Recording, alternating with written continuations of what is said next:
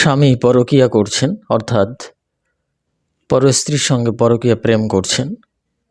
তো সেটা নিয়ে অত্যন্ত উদ্বিগ্ন একজন মা তার দাম্পত্য জীবনে। তিনি কিছুকাল পূর্বে একটা কমেন্ট করেছিলেন। সেখানে বলছেন, মেয়েকে কলকাতায় পড়াতে নিয়ে এসেছি, ওদিকে স্বামী পরকীয়ায় আসক্ত হয়েছে, মেয়েকে ছেড়ে যেতে পারছি না, প্রতিটা মুহূর্তে অনুভব করতে পারছি, কান্নায় ভেঙে পড়ছি, রাস্তা খুঁজে পাচ্ছি না, এখন আমার কী উপায়? প্রণাম নেবেন, ভালোবাসা নেবেন, আমাকে রিপ্লাই দেবেন।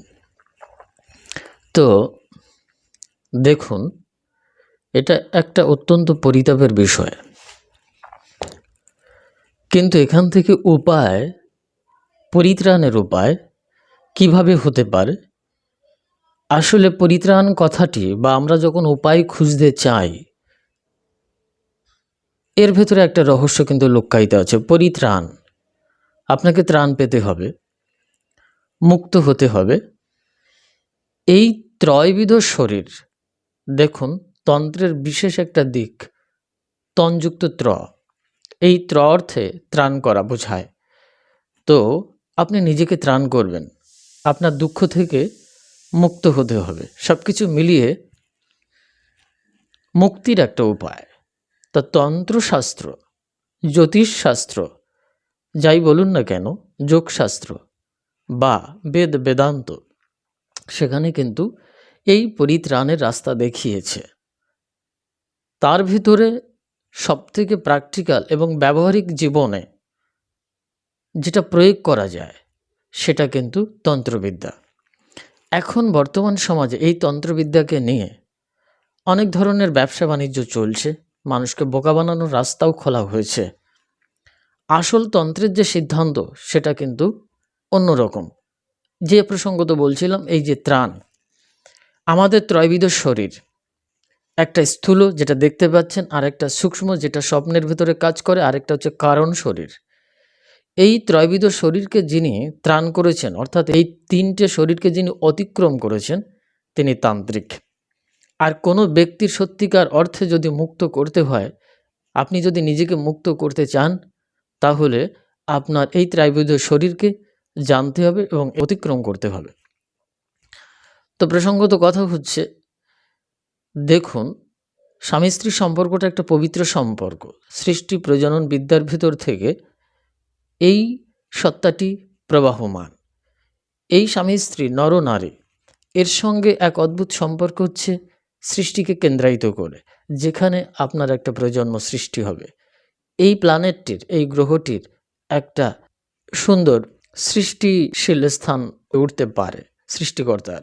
সেই হিসেবেই কিন্তু স্বামী স্ত্রীর একটা বিশেষ সম্পর্ক, যদিও শরীরের সম্পর্ক আছে, কিন্তু সব কিছুর ঊর্ধ্বে মননশীলতা। সেই মননশীলতা যদি অবক্ষয় হয়, সেটা নষ্ট হয়ে যায়, তাহলে কিন্তু সেই স্বামী স্ত্রীর পবিত্র সম্পর্ক থাকতে পারে না। এখন বর্তমান আপনার জীবনে যেটা ঘটছে, সমাজে অধিকাংশ দাম্পত্য জীবনে কিন্তু এটা ঘটছে। হয়তো কোনো পরিবারে স্বামী পরকীয়া প্রেম করছেন, কোনো পরিবারে হয়তো স্ত্রী পরকীয়া প্রেম করছেন, দুটোই কিন্তু সমানরূপে সমাজে দেখা যায়। তো বর্তমান আমরা এখন আলোচনা করছি, সেটা হচ্ছে স্বামী পরকীয়াতে, অর্থাৎ পরস্ত্রীর সাথে প্রেম আসক্ত, সেই বিষয়টি নিয়ে। দেখুন, আমি ছোট্ট একটি চুটকি গল্প বলছি, কিছু মনে করবেন না। গল্পটি অত্যন্ত মারাত্মক। দুজন ছেলে মেয়ে, একটা ছেলে একটা মেয়ে। তো ছেলেটি একই অঞ্চলের। তো ছেলেটি ওই মেয়েটিকে দেখে ভাবতেন যে, মনে মনে ভাবতেন, এ যদি আমার স্ত্রী হতো, প্রেমিকা হতো, তাহলে খুব ভালো হতো। হে ঈশ্বর, তারা ভগবানকে ডাকেন। ছেলেটি ভগবানকে ডাকেন, তিনি বলেন যে, ভগবান, আমি যেন ওকে স্ত্রী রূপে পাই। ঠিক আছে, এবার মেয়েটিও ভগবানকে ডাকে, হে ভগবান, ও ছেলেটিকে যেন আমি ভাই রূপে পাই। তো বেশ, ভগবান এখন সমস্যায় পড়লেন। দুজন ব্যক্তির দু রকমের চাওয়া, কিন্তু দুজন দুজনকে পেতে চাইছে ভিন্ন প্রকারে। তো এটা কি প্রকারে মনুষ্য জীবনে, মনুষ্য সমাজে সম্ভব? কোথায় এই সমাধানটা পাওয়া যেতে পারে? তখন তিনি কর্মরহস্যের জালে পড়ে গেলেন। স্বয়ং ভগবানও কর্মরহস্যের জালে পড়ছেন। দেখুন, এটা একটা গল্প, কিন্তু বাস্তবিক জীবনে এটা ঘটে এবং এটাই মূল কর্মরহস্য। আমরা কর্মরহস্যের ভেতরে যাব। তো ঈশ্বর চিন্তা করে দেখলেন যে একটা মাত্র উপায় আছে, সেটা হচ্ছে কোনো সাধারণ প্রাণীর জনিতে এদেরকে জন্ম দেওয়া। তাহলে দুটো চাহিদা পূরণ হতে পারে। একটা পর্যায়ে তাদের যে প্রজন্ম হলো, অর্থাৎ তাদের যে সৃষ্টি হলো, সেটাকে ঈশ্বর কর্মরহস্যের সিদ্ধান্ত অনুসারে তাদেরকে ছাগল জনিতে প্রবেশ করালেন। বাস, দুটো ছাগলের বাচ্চা হলো, সেখানে একই সঙ্গে বাচ্চা হলো, একটা পুরুষ ছাগল আর একটা মেয়ে ছাগল। এই সেই ছেলে মেয়ে দুটো যারা ছাগল রূপে জন্ম নিলেন। বাস, ছেলেটি চেয়েছিল মেয়েটি আমার যদি প্রেমিকা বা স্ত্রী হয়, আর মেয়েটি চেয়েছিল যে ভাই বোনের সম্পর্ক, ছেলেটি যদি আমার ভাই হয়। তো অবশেষে মেয়েটি তার ভাইকে পেল, তারা ভাই বোন হলো। একটা পর্যায়ে যখন তারা বড় হলো এবং তাদের ভেতরে যে শারীরিক সম্পর্ক তৈরি হলো, সেখানে কিন্তু একটা স্বামী স্ত্রীর সম্পর্ক তৈরি হলো, অর্থাৎ এক ঢিলে দুই পাখি। এটাকে কর্মরহস্যের জাল বলা হয়। এই কর্মরহস্যের ভিতরে গিয়ে এই পরিবর্তন ঘটাতে হবে। যে ব্যক্তিটি, অর্থাৎ যে স্বামীটি আপনার, সে পরস্ত্রীতে আসক্ত হয়েছে। আপনি একবার হিসেব করুন, যে মহিলার সাথে সম্পৃক্ত হয়েছে সেখানে কিন্তু একটা শরীরের সম্পর্ক তৈরি হয়েছে, যেখানে আপনার সাথে কিছুকাল পূর্বে কয়েক বছরের একটা শারীরিক সম্পর্ক ছিল, সেই সম্পর্কটা ছিন্ন হয়েছে। আপনার সেখানে মননশীলতা আছে, তার মননশীলতা নেই। তাহলে এখানে একটা বিপর্যয় ঘটেছে, তার মনটা অন্য জায়গায় চলে গেছে। দেখুন, যে মহিলাটি এই পুরুষের সঙ্গে সম্পর্ক তৈরি করেছে, নিশ্চিত জেনে রাখুন সেখানে কিন্তু মননশীলতার সম্পর্ক নেই। যেটা আছে সেটা শরীরকে কেন্দ্রায়িত করে। এই জন্যে চামড়ার টানে আপনার স্বামীর সঙ্গে সেই ভদ্র মহিলাটি সম্পর্ক তৈরি করেছেন। কেন? যদি উৎকৃষ্টতার মন থাকতো তাহলে আপনার মনকে আঘাত করতে পারতো না। সে জানতো যে এই স্বামীটি আপনার স্বামী, এই ভদ্রলোকটি আপনার স্বামী, এই পুরুষটি আপনার স্বামী। কিন্তু সেটা করেনি, কারণ তার মনের অবক্ষয় ঘটেছে। সেখানে মননশীলতার সম্পর্ক নেই, চামড়ার টানের সম্পর্ক, খিদের সম্পর্ক। ফলে সেখানে কিন্তু একটা চামড়ার সম্পর্ক রয়ে যাচ্ছে। এখন আপনি কি আপনার স্বামীর প্রতি এই চামড়ার টানটাকে বজায় রেখে ছুটতে চান? দেখুন, একটা সময়সীমা থাকে যেখানে এই চামড়ার টানের সম্পর্ক থাকে, তারপরে আর থাকে না। অতএব আমাদের যে এই অভিযাত্রা, আমাদের যে এই যাত্রা দাম্পত্য জীবনের, সেটা কিন্তু শুধুই শরীরকে কেন্দ্রায়িত করে নয়, মনকে কেন্দ্রায়িত করে। এই শরীরকে কেন্দ্রায়িত করে প্রেমের ম্যানিফেস্টেশন হয়, প্রেমের প্রকাশ ঘটে। আসলে মনের যে ঊর্ধ্ব চেতনা শক্তির যে মহাপ্রকাশ, সেটা হচ্ছে প্রেম। আর সেই প্রেমই হচ্ছে বৈবাহিক সম্পর্কের ভেতরে এক গভীর পবিত্র সম্পর্ক। সেটা অধিকাংশ মানুষ উপলব্ধি করতে পারে না, শুধু চামড়ার টানে ছুটতে চায়। একটা সময় শুকনো টক জাতীয় আমড়াতে পরিণত হয়। এই হচ্ছে তখন কামড়াকামড়ি করতে থাকে, এখানে যাব সেখানে যাব। তখন সে দ্বিচারী হয়, তখন সে ব্যভিচারী হয় বা ব্যভিচারিণী হয়। তো আপনি কি সেই চামড়ার টানের সম্পর্ককে বজায় রাখতে চান? তাহলে কিন্তু তার সমকক্ষ আপনি হয়ে যাচ্ছেন। না, আপনি বললেন না সে আমার স্বামী, তাকে তো ফিরে পেতেই চাই আমি। কিন্তু সেখানে উপায় নেই। কারণ মস্তিষ্ক, গ্রন্থি, নিউরন, কোষ, গ্ল্যান্ডের সম্পর্ক, যেটা তার মাত্রা হারিয়ে গেছে বা সেই উপাদানটা তার মস্তিষ্কে নেই। সেখানে কোনো তন্ত্র প্রয়োগের দ্বারা বা কোনো জ্যোতিষতন্ত্রের দ্বারা যদি সেটাকে আপনি নিয়ন্ত্রণ করতে চান, সেটা কিন্তু পসিবল হবে না। আপনি সেই শরীরকে পাবেন, সেই চামড়াকে পেতে পারেন, কিন্তু মনকে কিন্তু পাবেন না। পৃথিবীর কোনো ইতিহাসে মনকে তৈরি করতে পারে না যন্ত্র মন্ত্রতন্ত্র দিয়ে। একমাত্র কর্মরহস্যের জালে গিয়েই সৃষ্টিকর্তা তার কর্মের সম্পর্কের মাধ্যম দিয়েই মননশীলতা তৈরি করতে পারে। এবং কোনো তান্ত্রিক বা কোনো জ্যোতিষ যদি কোনো সঙ্গত কোনো শক্তি প্রয়োগ করেন, তাহলে তার সেই ব্যক্তির জীবনের কর্মরহস্যকে জেনে স্টেপ বাই স্টেপ সেই জিনিসটাকে ধরিয়ে দিতে হয়। ভগবান যেমন এই যে ছাগল দুটিকে সৃষ্টি করলেন, এই রহস্য, এই ছোট্ট চুটকি গল্পের ভেতরে রয়েছে কর্ম রহস্য, যেখানে কিন্তু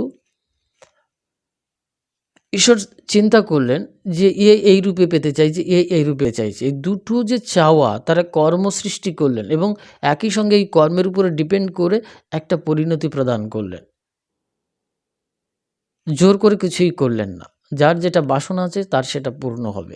ঠিক এই প্রেক্ষাপট থেকে যদি স্বামীকে ফিরিয়ে আনতে হয় বা স্বামীকে ফিরে আসতে হয়, তাহলে তার কর্মের ভেতর থেকে তাকে ফিরে আসতে হবে। যদি সেটা সম্ভব না হয়, তাহলে তার চামড়ার টানের ভেতরে তার জীবনকে সীমাবদ্ধকরণ করতে হবে। একটা সময় সে মৃত্যুমুখী হবে। অবশ্য এটা কামে লোভে পড়ি, যে করে প্রীতি নরকে ডুবিয়া রয়। সে তো অবশ্যই নরকে রয়েছে। কিন্তু আপনি যদি সেই চামড়ার টানকে গুরুত্ব দেন, তাহলে আমি বলব যে আপনি দ্বিতীয় কোনো পুরুষকে গ্রহণ করতে পারেন।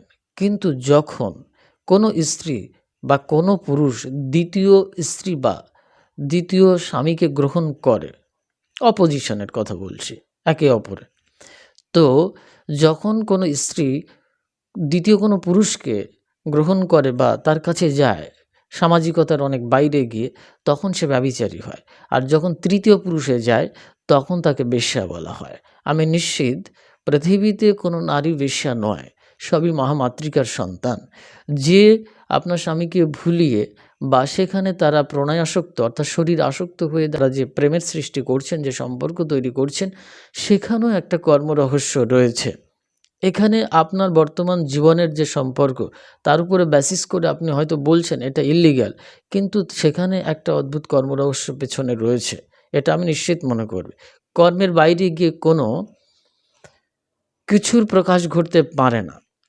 হয় পুরাতনকে কেন্দ্রায়িত করে, আবার নূতন কর্মকে কেন্দ্রায়িত করে। একমাত্র সমাধান হচ্ছে কর্মপ্রচেষ্টার মাধ্যম দিয়ে। আর যদি এটাই সত্যি হয় যে বৈবাহিক সম্পর্কটা একটা পবিত্র সম্পর্ক, আপনি যদি মনে করেন যে হ্যাঁ এটা একটা পবিত্র সম্পর্ক, তাহলে সৃষ্টি প্রজনন বিদ্যাকে কেন্দ্রায়িত করে আপনি সৃষ্টি করেছেন ঈশ্বরের নিয়ম অনুসারে।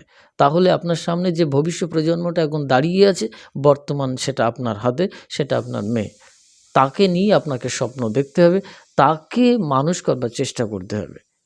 আনুষঙ্গিকভাবে যদি শরীরের ক্ষুধা নিবৃত্তির জন্য প্রচেষ্টা থাকে, তাহলে আমি বলবো সেটাকে নিয়ন্ত্রণ করার প্রয়োজন। আর যদি নিয়ন্ত্রণের বাইরে চলে যায়, তাহলে আপনি সামাজিকতার মাধ্যম দিয়ে দ্বিতীয় কোনো পুরুষকে গ্রহণ করতে পারেন। শাস্ত্রীয় অগ্নিপুরাণ সিদ্ধান্ত অনুসারে এটা বলা আছে যে পঞ্চবিধ কারণে ভারতীয় সনাতন ধর্মের যারা স্ত্রী রয়েছেন, তারা পরপুরুষকে বা দ্বিতীয় কোনো পুরুষকে গ্রহণ করতে পারেন বা বিবাহ করতে পারেন। সেক্ষেত্রে যদি কোনো স্বামী পতিত হয়, অর্থাৎ এই যে পতিতালয়ে গেছে, পতিতালয় আমি ঠিক বলবো না, পতিত হয়েছে, তো সেক্ষেত্রে কিন্তু আপনি দ্বিতীয় স্বামীকে গ্রহণ করতে পারেন। শুধুই যদি মনের গুরুত্ব দেন, আমি বলবো যদি বলেন যে মহারাজ আমার শরীরের কোনো আমার চাওয়া নেই আর। আপনার যদি 50 বছর বয়স হয়, 40 বছর বয়স হয়, অনেকে শরীরের চাহিদা থাকে না। আপনি যদি বলেন যে না আমার শরীরের চাহিদা নেই, আমার মনের চাহিদা, মন দিয়েছি যে, তাহলে যদি মন দিয়ে থাকেন, শরীরের চাহিদা না থাকে, তাহলে সেখানে তো শরীরকরণের প্রশ্নই আসে না। শরীর থাকা বা না থাকার প্রশ্নই আসে না। আপনার মন থেকে আপনি ভালোবাসতে চান। উৎকৃষ্ট প্রেমই হচ্ছে সেটাই, আপনি ভালোবেসে যেতে পারেন। আমি কখনোই তা ত্যাগ করতে বলব না। তো যখন আপনি বলেন যে আমি মন থেকে শুধু ভালোবাসতে চাই, আমার মনের প্রেম, তাহলে কিন্তু মনের যে অতীন্দ্রিয় সত্তা, মনের অনেক উপরে উঠতে হবে সেই উৎকৃষ্ট প্রেমকে লাভ করবার জন্য। কাম লোভ ছাড়ি অনুরাগে পড়ি, যে করে প্রীতি সেই হচ্ছে প্রকৃত মানুষকে পায়, সে প্রকৃত প্রেম মানুষকে পেতে পারে। তো সেখানে আপনার এই বাসনাটাকে যদি আপনি পরিত্যাগ করেন, শুধুই মনের গুরুত্ব দেন, তাহলে কিন্তু আপনি নিঃসংকোচে একা জীবনযাপন করতে পারেন এবং প্রেম কিন্তু কখনো বহিতকের উপরে ডিপেন্ড করে না। যদি প্রেম বা মন বাইরের সত্তার উপরে নির্ভর করে, তাহলে কিন্তু সেটা সংযত না হয়ে বিশৃঙ্খল হয় এবং সেটা অশান্তির কারণ হয়। আপনার নিজ কেন্দ্রের দিকে তাকাতে হবে। যে শরীরটা আপনার আছে, সেখান থেকে উদ্ভূত হয়েছে অক্সিটোসিন গ্রন্থি বলুন বা হরমোন বলুন বা যেখান থেকে যেটাই বলুন না কেন, আপনার ভেতর থেকেই তার সৃষ্টি হয়েছে।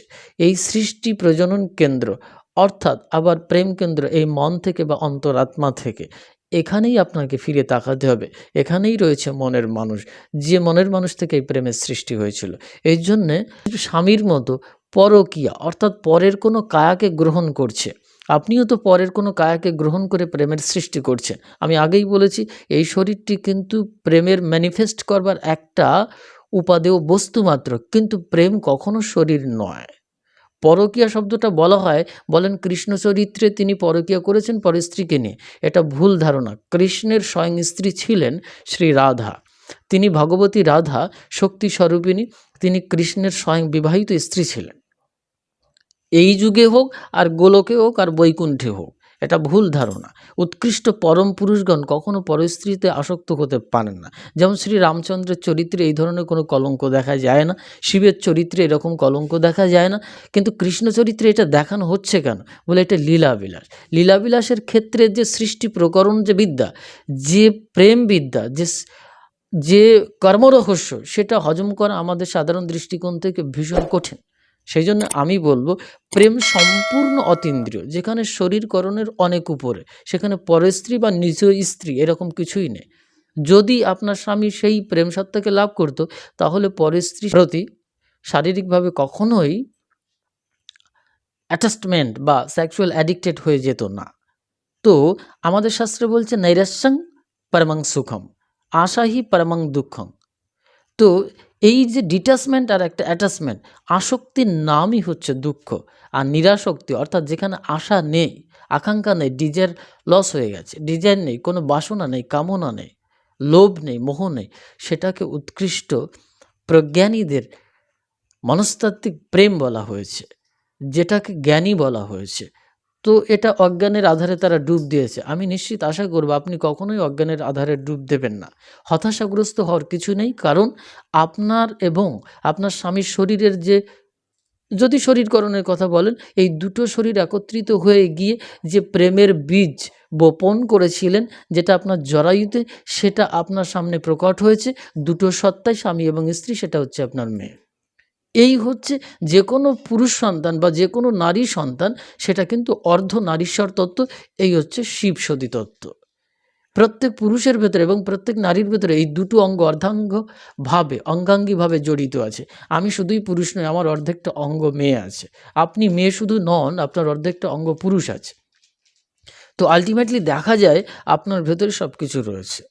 অর্থাৎ সমগ্র শক্তি এবং মন্ত্র বা সবথেকে যে জ্যোতিষ বিদ্যা, যে জ্যোতির্ময় তত্ত্ব, সেটা কিন্তু আপনার অন্তরালে রয়েছে, যেখানে আপনি তাকালেই দেখতে পাবেন সমগ্রই রয়েছে। অর্থাৎ আপনার ভেতরের এই মল যখন পরিশুদ্ধ হয়, আপনার মল পরিশুদ্ধ করবার জন্য পঞ্চগব্য লাগে, যেমন গোবর, দুগ্ধ, দধি, এই সমস্ত নানান কিছু লাগে না, কিন্তু এটা হচ্ছে বাহ্যিক, কিন্তু অন্তরালে রয়েছে আর পঞ্চগব্য, আচার বিহার, আচার বিচার, হ্যাঁ, এরকম অনেক কিছু রয়েছে, যেগুলো অতীন্দ্রিয় সত্তার ভেতর দিয়ে এই শরীরকে মল শুদ্ধ করতে হয়। আনবমল, কর্মমল, মায়ামল, এই যে আমি ও আমার বোধ, এই যে কর্ম থেকে সৃষ্টি হচ্ছে সঞ্চিত যে, সেটা প্রারব্ধ কর্মফল, সেটা হচ্ছে কর্মমল। আর আনবমল, আপনি স্বয়ং হচ্ছে সতী, স্বয়ং ভগবতী, স্বয়ং পরমাত্মা, সেটাকে স্বয়ং আপনি শিব, সেটাকে ভুলে গিয়ে আপনি জীবত্ব পালন করছেন। এই জীবত্বকে বলা হয় পশুত্ব, যে জন্যে আমাদের দুটো শরীরের প্রয়োজন হচ্ছে। মাইন্ড ইট, মনে রাখবেন, আমরা যে পশুত্ব লাভ করেছি, জীবত্ব লাভ করেছি, এটা শুধুই মাত্র সৃষ্টির জন্যে। সৃষ্টি তো অটোমেটিক হয়ে গেছে। আর যদি প্রেমের কথা বলেন, সেটা ম্যাক্রোকজম আইতে গিয়ে, অর্থাৎ মহাসমষ্টির আমিতে গিয়ে প্রবেশ করতে হবে, যেখানে আপনার শুধু স্বামী নেই।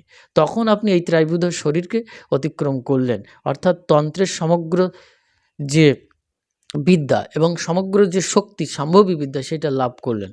অর্থাৎ স্থূল শরীর, সূক্ষ্ম শরীর এবং কারণ শরীরকে অতিক্রম করলেন।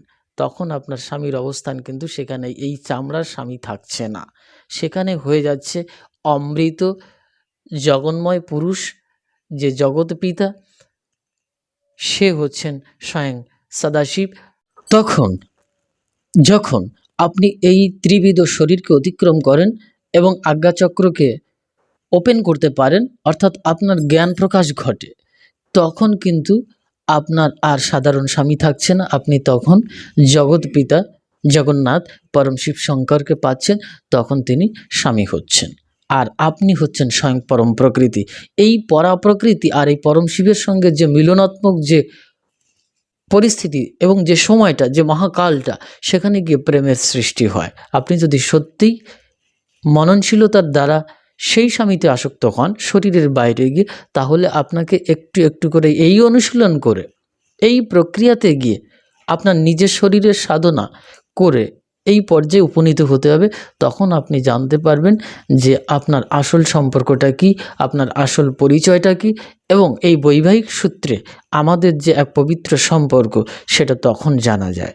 যদি সে পুরুষ, কোনো নারী এটা না জেনে থাকে, তাহলে বুঝতে হবে সেখানে প্রেম নেই, সেখানে কাম আছে, সেখানে বীর্য স্খলিত হয়ে যাওয়া আছে, সেখানে কোনো নারীর গর্ভে শুধু সৃষ্টির উদ্দেশ্য নয়, কামনায় প্রবাহিত হয়ে কামনার স্রোতে হারিয়ে গিয়ে সেখানে অনিয়ন্ত্রিত অবস্থায় স্খলন করা, সেটাকে আমরা কামনা এবং বাসনাজাত শরীর বলি। সেখানে ক্ষয় আছে, সেখানে মৃত্যু আছে। কিন্তু প্রেম মৃত্যুঞ্জয়ী, প্রেম অমৃত।